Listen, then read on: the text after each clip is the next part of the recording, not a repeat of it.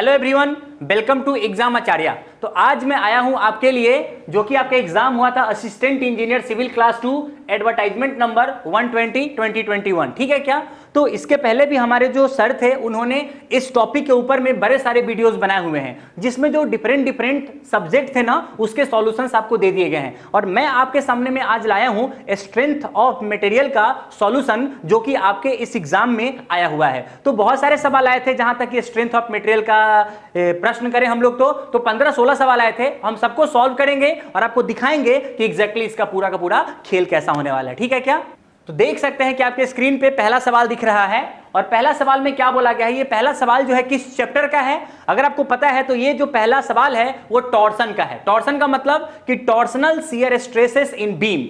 अगर आप ध्यान से देखोगे तो आपको बोला गया है कि अगर आपके पास एक शाफ्ट है उसमें शियर स्ट्रेस का intensity at a point is not. चार ऑप्शंस आपको दिए गए हैं। अगर आपने पहले पूरा का पूरा क्लासरूम कोर्स किया है तो आपको पता होगा कि अगर मैं आपके सामने में यहां पे टॉर्सन इक्वेशन लिखूंगा, अगर मैं आपके सामने में यहां पे टॉर्सन इक्वेशन लिखूंगा तो पता है टॉर्सन इक्वेशन कैसा आता है।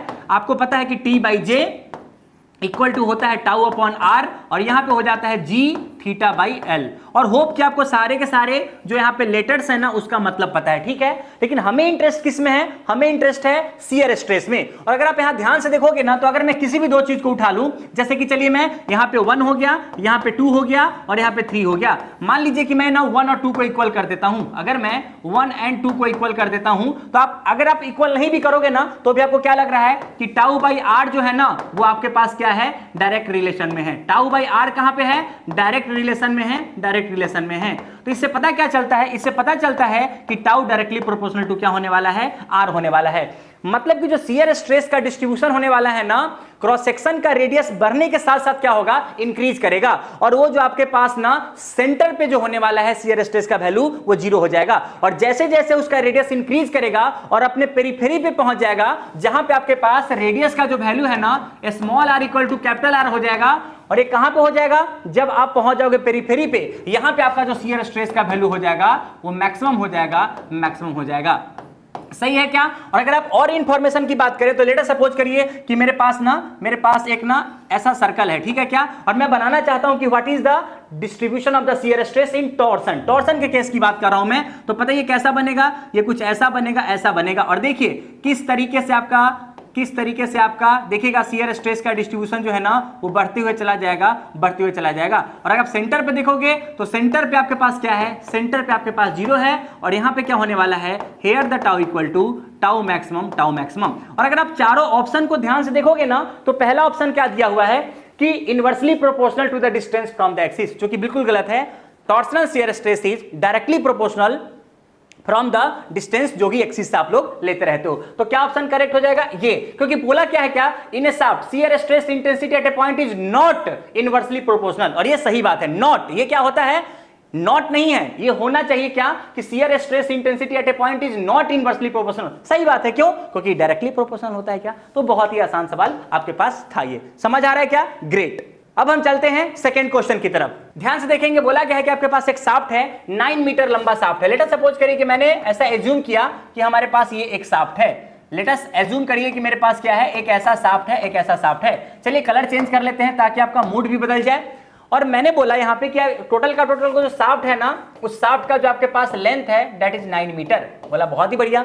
इस शाफ्ट को ना मैं अपने दो हिस्सों में क्या कर दिया है? डिवाइड कर दिया है कि ये 3 मीटर आपने ले लिया है, ये 3 मीटर ले लिया है आपने, and this is going to be 6 metre, 6 metre, 6 metre. और इसने क्या बोला है कि आपके पास एक 30 टन मीटर का टॉर्क लगाया जा रहा है। 30 टन मीटर का टॉर्क लगाया जा रहा है। और ये कैसे लगाया जा रहा है मुझे फर्क नहीं पड़ता, लेकिन मैंने बोला कि चलिए लेट अस सपोज करिए कि हमारे पास यही जो आपके पास है ना ये टॉर्क है, टॉर्क है, टॉर्क है। और ये टॉर्क आपके पास है जिसको मैं एक्टिव टॉर्क बोलूंगा, इसका जो मैग्नीट्यूड है दैट इज 30 टन मीटर का हो चुका है। बहुत ही बढ़िया। अब मेरे को एक छोटी सी बात बताइए कि अब मेरे को बताना है कि रिएक्टिव टॉर्क बताना है। कहां पे बताना है कि जहां पे ये टॉर्क लगा है ना उससे सबसे नजदीक वाला जो एंड है ना वो कौन सा है। मैंने बोला बहुत ही आसान है। कैसे करेंगे भाई साहब? मैं मान लेता हूं कि भाई साहब अगर आपने ये टॉर्क का डायरेक्शन कैसा भी लिया हो, कैसा का मतलब क्या कि अगर आप इसको घुमाओगे तो लेट अस सपोज करिए कि मैं इसको क्लॉकवाइज ले रहा हूं तो इसका अंगूठा इधर चला जाएगा, तो लेट अस सपोज इस एक्सिस इसका इधर होने वाला है। लेकिन मैं क्या करता हूं, मैं मान लेता हूं कि अपने मन से रिएक्शंस ले। मैंने बोला कि हमारा जो पूरा का पूरा टॉर्क है वो मान लीजिए कि आपके पास कुछ ऐसा होने वाला है, लेटर सपोज कि आपके पास कुछ ऐसा होने वाला है, लेटर सपोज कि ये TA हो जाएगा और यहां पे भी मैंने उसी डायरेक्शन में मान लिया कि TB आपके पास हो जाएगा। सर जी ऐसा क्यों किया आपने? क्यों? क्योंकि मैं एक छोटा सा बैलेंसिंग इक्वेशन लिखना चाहता हूं। क्या लिख दूंगा मैं कि TA प्लस TB का जो वैल्यू होने वाला है ना, मतलब ये क्या है, this is the reactive torque, और रिएक्टिव टॉर्क ये दोनों पे जो लगेगा ना वो उतना ही लगेगा जितना आपके पास एक्टिव टॉर्क है, और ये कितना हो जाएगा, simply this is going to be 30 torque metre. ये इक्वेशन आपके पास 1 हो गया। आपने बोला बहुत बढ़िया, लेकिन सेकंड बात आपको क्या करनी है वो समझिएगा।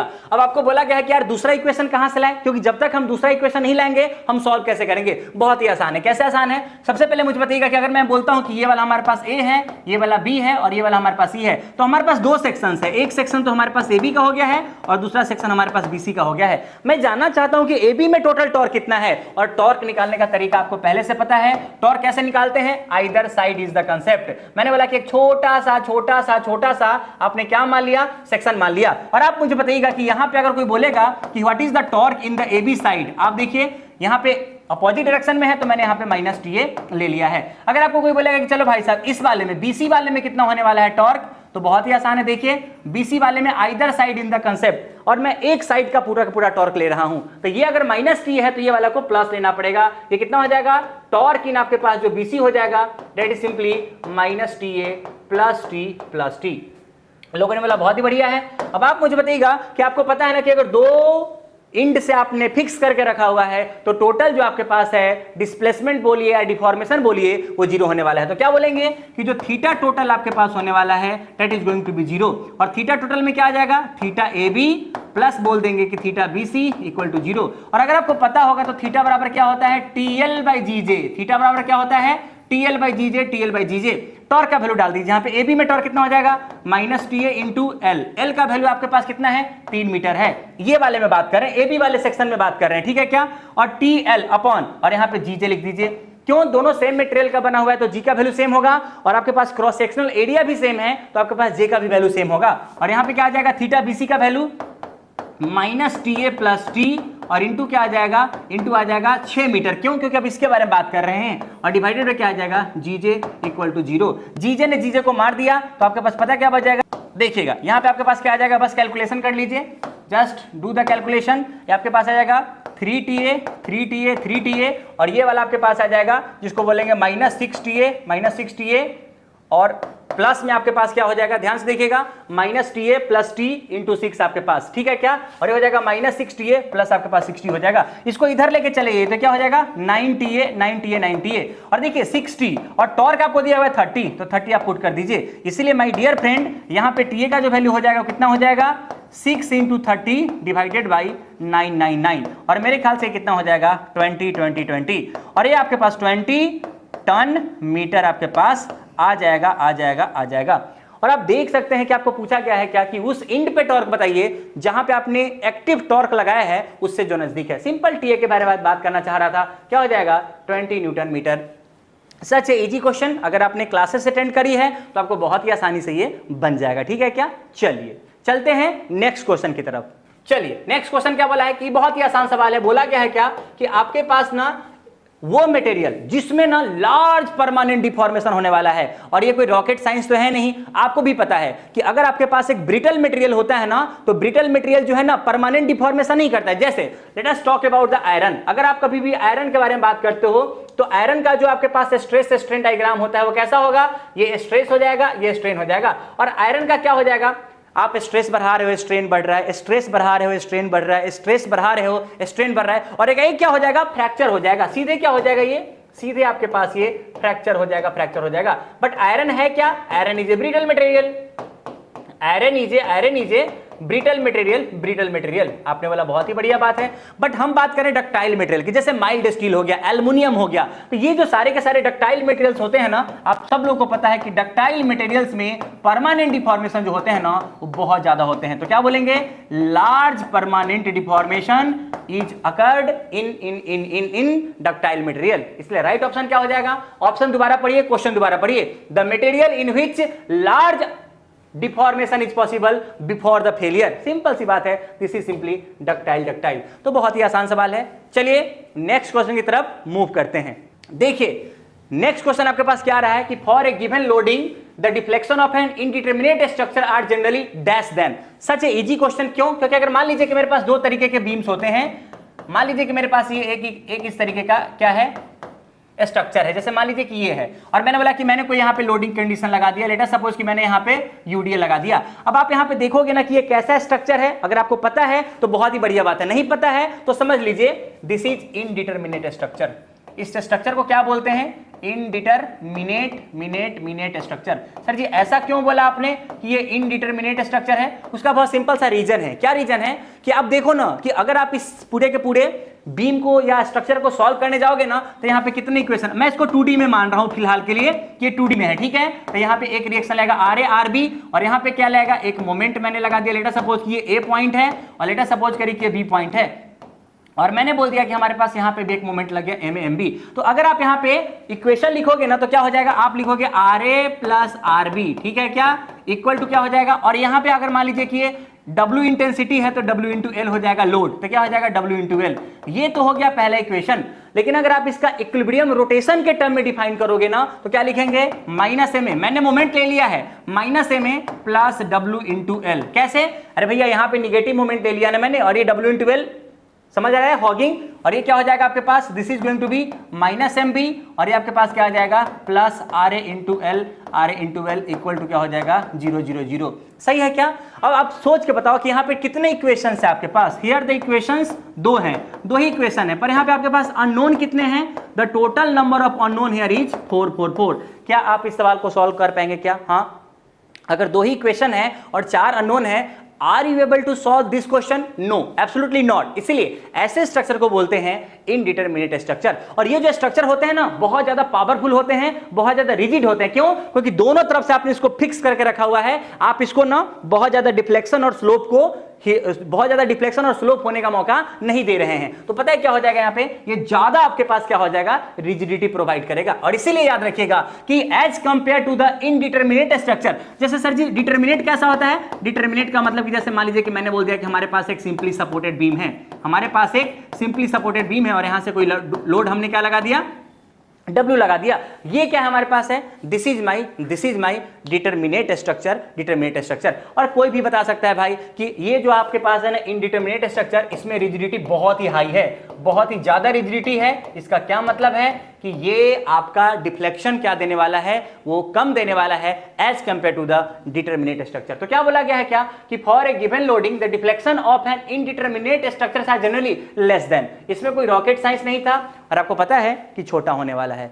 होप कि आपको समझ में आ गया होगा कि क्या कहानी चल रही है। ग्रेट, चलिए अगले क्वेश्चन की तरफ चलते हैं। अगला क्वेश्चन हमारे पास क्या है, देखिएगा, बोला गया है कि the ratio of lateral strain to linear strain. Such easy question. कैसे? बेटा सपोज करिए कि मान लीजिए कि हमारे पास एक बार है, और मैंने क्या कर दिया, इसमें दोनों तरफ से ना एक टेंसाइल फोर्स लगा दिया, और लेटर सपोज करिए कि ये वाला जो लेंथ है ना हमारे पास L है, और ये जो बार है उसका कुछ ना कुछ डायमीटर होगा, मैंने बोल दिया कि D है। बहुत ही बढ़िया। लेकिन जब आप इसको ना लॉन्गिट्यूडनल डायरेक्शन में एक टेंसाइल फोर्स लगाओगे, आप टेंसाइल लगाओ, कंप्रेसिव लगाओ, उससे कोई दिक्कत नहीं है, लेकिन I have assumed the tensile force. तो पता है क्या होने वाला है, थोड़ा ध्यान दीजिएगा। आपके पास ये होने वाला है कि अगर आप यहां पे देखोगे ना तो ये थोड़ा सा इसका लेंथ इंक्रीज हो जाएगा। किधर की तरफ इंक्रीज हो जाएगा, एलोंग द लेंथ। आपको पता है क्या, ये दोनों का दोनों मिलके मैं बोल दूंगा कि चलो भैया जी डेल्टा एल लेंथ आपके पास चेंज हो गया है, डेल्टा एल चेंज हो गया है। लेकिन आपने एट द सेम टाइम देखा कि उसका डायमीटर कम हो गया है। और डायमीटर कितना कम हो गया है, ये वाला और ये वाला, ये दोनों डायमीटर क्या हो गए हैं, डेल्टा डी इसका डिक्रीज हो रहा है। चाहत क्या है आपकी कहने की? चाहत है कि लोगों ने कहा कि अगर आप पॉइजंस रेशियो को डिफाइन करना चाहते हो, तो पॉइजंस रेशियो का मतलब होता है lateral strain divided by longitudinal strain. और अगर आप इसको मैथमेटिक्स में लिखना चाहोगे तो मैंने मोडलेस लगा दिया है। मोड क्यों लगाया? क्योंकि भाई साहब एक अगर पॉजिटिव होगा ना तो दूसरा जरूर निगेटिव होगा। अगर लैटरल आपके पास पॉजिटिव है तो लॉन्गिट्यूडनल निगेटिव होगा, और अगर लॉन्गिट्यूडनल पॉजिटिव है तो लैटरल निगेटिव होगा। इसलिए मैंने बोला कि मेरे को साइन के बारे में पता है, you don't worry about that, ठीक है क्या। और मैंने यहां पे मोड लगा दिया। इसको क्या लिखेंगे, सबसे पहले what is the change in the lateral direction, Y direction में कितना चेंज है, तो आपने बोला कि पहले डेल्टा डी का चेंज हुआ है विथ रेस्पेक्ट टू डी, बहुत ही बढ़िया। और नीचे कितना का चेंज हुआ है, delta L by L, delta L by L. सब लोगों को समझ आ रहा है क्या, बहुत ही बढ़िया। तो ये जो टोटल का टोटल आपके पास टर्म होता है उसी को क्या बोलते हैं, पॉइजन्स रेशियो। इट मींस कि राइट ऑप्शन क्या हो जाएगा, Poisson's ratio is the right option. मतलब the ratio of lateral strain to the longitudinal strain is known as the Poisson's ratio. Hope कि आपको समझ में आ रहा होगा। चलिए नेक्स्ट क्वेश्चन की तरफ चलते हैं। देखिएगा आपको बोला गया है, क्या बहुत ही आसान सवाल है, कि बोला गया कि एक बॉडी है जिसमें तीन डायरेक्शन में म्यूचुअली परपेंडिकुलर डायरेक्शन में आपने ना तीन फोर्स या स्ट्रेस लगाए हुए हैं। ये कैसा दिखेगा आपके पास, ये कुछ ऐसा दिखेगा, ध्यान से समझने की कोशिश करिए। ये आपके पास कुछ ऐसा दिखेगा, ऐसा दिखेगा, ऐसा दिखेगा। मान लीजिए कि मैंने ना एक बॉडी ऐसा आपके सामने में बना दिया है, डन। अब मैंने बोला कि यहां पे भी आपके पास क्या लग रहा है, सिग्मा लग रहा है, यहां पे भी क्या लग रहा है, सिग्मा लग रहा है, और जेड डायरेक्शन में भी क्या लग रहा है, सिग्मा लग रहा है। और मैं एज्यूम कर रहा हूं कि ये वाला वाई डायरेक्शन है, ये वाला आपके पास एक्स डायरेक्शन है, और ये वाला आपके पास जेड डायरेक्शन है। कहना क्या चाहते हो, याद करो हुक्स लॉ। अगर आपने कभी हुक्स लॉ पढ़ा होगा तो हुक्स लॉ में आपने क्या पढ़ा है, हुक्स लॉ में आपने पढ़ा है कि भाई साहब stress is directly proportional to strain. Stress का मतलब कि ये up to the proportional limit, आपने क्या पढ़ा होगा, up to the proportional limit, up to the proportional limit. जो आपके पास स्ट्रेस है ना, स्ट्रेस का मतलब यहां पे नॉर्मल स्ट्रेन है, अभी के बारे में बात कर रहे हैं। तो normal strain is directly proportional to the normal strain. लेकिन यहां पे तो ऐसा होगा नहीं, क्यों, क्योंकि एक डायरेक्शन में तो आपके पास स्ट्रेस लग नहीं रहा है, तो स्ट्रेन भी जो है ना वो एक डायरेक्शन में नहीं आएगा। इसका मतलब मेरे बच्चों कि अगर आपने तीनों को equal amount of the stresses लगा दिए हैं, इस तरीके के कंडीशन को बोलते हैं हाइड्रोस्टैटिक स्टेट। क्या बोलते हैं, hydrostatic state of stress, hydrostatic state of stress, stress. ठीक है क्या। तो आप यहां पे क्या बोलोगे कि आप जो भी स्ट्रेस लगा रहे हो ना, जो भी स्ट्रेस लगा रहे हो ना, उससे स्ट्रेन तो बढ़ेगा। जैसे यहां पे आपने क्या बोला था कि नॉर्मल स्ट्रेस लगाने से नॉर्मल स्ट्रेन बढ़ता है, उसी तरीके से यहां पे क्या बोलोगे कि आप अगर यहां पे स्ट्रेस बढ़ाओगे ना बॉडी के ऊपर में, आपने सिग्मा क्यों लिया, आप क्योंकि यहां पे सारे जगह पे सिग्मा लग रहा है, sigma 1, sigma 2, sigma 3 all are sigma. तो अगर आप सिग्मा बढ़ाओगे ना तो स्ट्रेन बढ़ेगा। बट क्या नॉर्मल स्ट्रेन बढ़ेगा क्या, नो, यहां पे वॉल्यूमेट्रिक स्ट्रेन बढ़ेगा। क्यों, क्योंकि तीनों डायरेक्शन का स्ट्रेन अगर आप ऐड करोगे ना तो ये वॉल्यूमेट्रिक स्ट्रेन कहलाता है। ठीक है क्या सर जी, कहना क्या चाहते हो, अगर आप इसके प्रोपोर्शनलिटी को तोड़ोगे तो इसको आप ऐसा लिख सकते हो, सिग्मा अपॉन ई भी डिवाइडेड बाय सिग्मा अपॉन ई भी इक्वल टू क्या हो जाएगा, के। और इसी के को बोला जाता है bulk modulus, bulk modulus, bulk modulus. Done. तो आप बोल सकते हो कि अगर एक body subjected to 3 mutually perpendicular stresses of equal intensity, then ratio of direct stress, इसका नाम क्या बोल दिया लोगों ने कि this is direct stress, this is direct stresses. और ये ई भी क्या हो जाएगा, वॉल्यूमेट्रिक स्ट्रेन। क्या हो जाएगा ये, bulk modulus, bulk modulus. Hope कि आपको चीजें समझ में आ रही होगी। तो this is such a easy question, और सारे के सारे चीजें जो है ना आपके क्लास में कवर करके दी जा चुकी है। अगर आपने रेगुलर क्लास अटेंड किया है तो not even a single question which is not going to covered in the class. तो होप यू लाइक इट। ठीक है, चलिए तो नेक्स्ट क्वेश्चन की तरफ चलते हैं। देखिए नेक्स्ट क्वेश्चन क्या है कि as the elastic limit reaches tensile strain क्या होगा। बहुत ही आसान सवाल है, इसको ज्यादा डिस्कशन करने का मतलब ही नहीं है कि जब आपके पास इलास्टिक लिमिट रीच करेगा तो आपके पास टेंसाइल स्ट्रेन क्या होगा। देखिए कि जब आपके पास ना आप ना क्या बोलते हैं कि इलास्टिक लिमिट के पास जाना शुरू करोगे ना, होता क्या है कि जब आप कभी भी किसी भी बॉडी का स्ट्रेस और स्ट्रेन डायग्राम खींचते हो ना तो एक बहुत ही प्यारी सी बात होती है उसके अंदर में कि जब तक आप प्रोपोर्शनल लिमिट तक होते हो ना, लेटर सपोज करिए कि अभी हम प्रोपोर्शनल लिमिट तक हैं, वहां तक क्या होता है कि ये जो आपके पास स्लोप होता है ना लाइन का, वही क्या होता है आपके पास मॉडुलस ऑफ इलास्टिसिटी बताता है। मतलब कि सिग्मा अपॉन स्ट्रेन को क्या बोल देते हैं, मॉडुलस ऑफ इलास्टिसिटी। लेकिन आपको पता है कि जैसे ही आप प्रोपोर्शनल लिमिट को पार करते हो ना और आप यहां पे जाना शुरू कर देते हो इलास्टिक लिमिट के अंदर में, लेटर सपोज करिए कि ये बार हमारे पास क्या है, इलास्टिक लिमिट है, इलास्टिक लिमिट है, और आपके पास जैसे ही आप ना इलास्टिक लिमिट को टच करने वाले होते हो, अब आपका rate of increase of stress जो है ना वो लीनियर नहीं रहता है स्ट्रेन के साथ। इसका मतलब क्या है, आपका ज्यादा इंक्रीज करेगा, ज्यादा इंक्रीज करेगा। ठीक है क्या, तो बड़ा ही आसान है, as the elastic limit reaches tensile strain आपका जरूरत से ज्यादा तेजी से क्या करेगा, इंक्रीज करेगा। तो very very easy question, one liner question, पढ़ा है एक ही बार में आप बता दोगे। तो चलिए बच्चों शुरू करते हैं नेक्स्ट क्वेश्चन को। ठीक है क्या, देखिए यहां पे क्या लिखा कि every material obey the Hooke's law with in its. Oh my God, क्या करे इसका, सर जी प्रोपोर्शनलिटी लिमिट लगा दीजिए। देखिए बड़े सारे किताबों में इसका आंसर ना इलास्टिक लिमिट दिया हुआ है, पर इस तरह के ट्रैप में मत फंसिएगा, क्योंकि ऐसा है ही नहीं, ऐसा है ही नहीं। क्योंकि अगर ऐसा होता ना तो आपका मॉडुलस ऑफ इलास्टिसिटी का डिफिनीशन ही गलत हो जाता।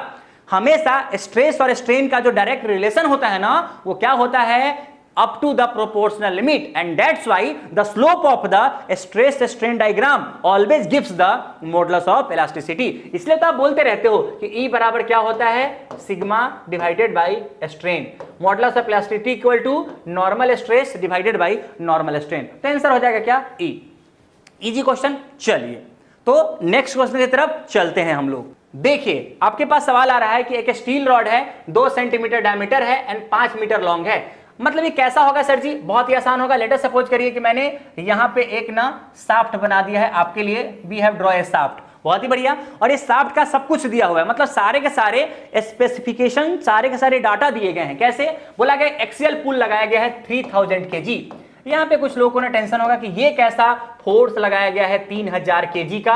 मैंने तो कभी नहीं सुना कि 3000 kg का फोर्स होता है, ये मास के टर्म में दिया गया है। You have to convert these forces into the newton. और न्यूटन कैसे होगा आपको पता है, इसको मल्टीप्लाई करना पड़ेगा कितना, 9.81 से 9.81 से, और यही क्या हो जाएगा आपके पास, न्यूटन न्यूटन न्यूटन।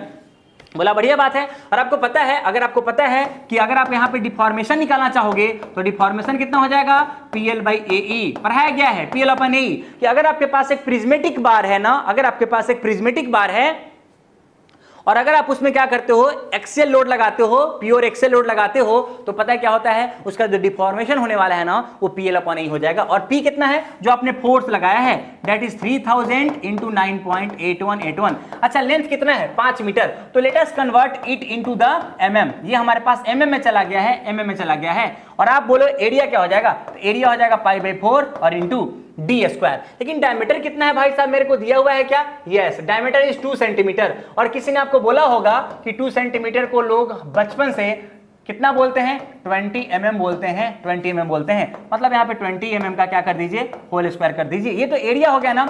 और मॉडुलस ऑफ इलास्टिसिटी का वैल्यू कितना है, 2.1 इंटू 10⁶। अगर आप इसको कैलकुलेट करोगे ना तो देखिएगा, ये तो डिफॉर्मेशन निकाल रहे हैं ना आप लोग, तो डिफॉर्मेशन क्या हो जाएगा, mm। This is the mm। देखिए ध्यान से, यही आपके पास क्या हो जाएगा, इतना mm आंसर हो जाएगा। सही है क्या, तो क्या ऑप्शन हो जाएगा, ऑप्शन इज 0.2275। तो सच इजी क्वेश्चन, कुछ भी नहीं करना है इसके अंदर में, कुछ भी नहीं करना है, ठीक है क्या, डन।